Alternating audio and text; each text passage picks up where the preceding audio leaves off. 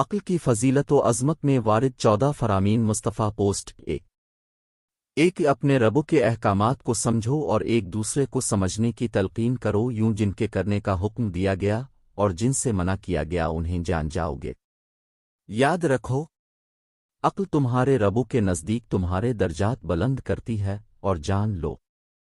عقل مند وہ ہے جو اللہ تعالیٰ کی اطاعت کرے اگرچہ صورت میں اچھا نہ ہو، کمتر ہو، اس کی کوئی قدر منزلت نہ ہو اور پورا گندہ حال ہو، جبکہ جاہل وہ ہے جو رب العزت و جل کی نافرمانی کرے اگرچہ خوبصورت ہو، بڑی شان و شوکت کا مالک ہو، اچھی حالت اور قدر و منزلت رکھتا اور فصیح گفتگو کرتا ہو۔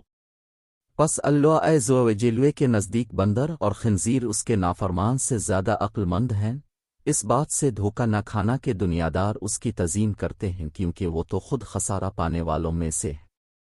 المطالب الال کتاب العقل لداود بن المحبر الحدیث 2790 جیم 7 سواد 311 دور اللہ عز و جل نے سب سے پہلے عقل کو پیدا فرمایا، پھر اس سے فرمایا آگے آ تو وہ آگے ہو گئی، پھر فرمایا پیچھے جا تو وہ پیچھے چلی گئی، پھر اللہ عز و جل نے ارشاد فرمایا مجھے اپنی عزت وجلال کی قسم، میں نے کوئی مخلوق ایسی پیدا نہیں کی جو میرے نزدیک تجھ سے زیادہ معزز ہو، میں تیرے ہی سبب سے پکڑ کروں گا اور تیرے ہی سبب عطا کروں گا، تیری ہی وجہ سے ثواب دوں گا اور تیرے ہی سبب عذاب دوں گا۔ اللہ المصنف فی الحادیث الموضوع کتاب المبتد جیم 1 سواد 120 بتغرقل فردوس الاخبار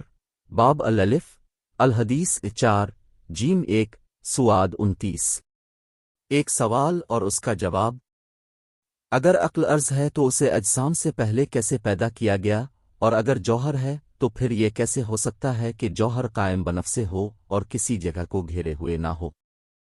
اس کا جواب یہ ہے کہ اس بات کا تعلق علم مکاشفہ سے ہے، اور علم معاملہ میں اسے ذکر کرنا مناسب نہیں، اور اس وقت ہمارا مقصد علم معاملہ کو بیان کرنا ہے۔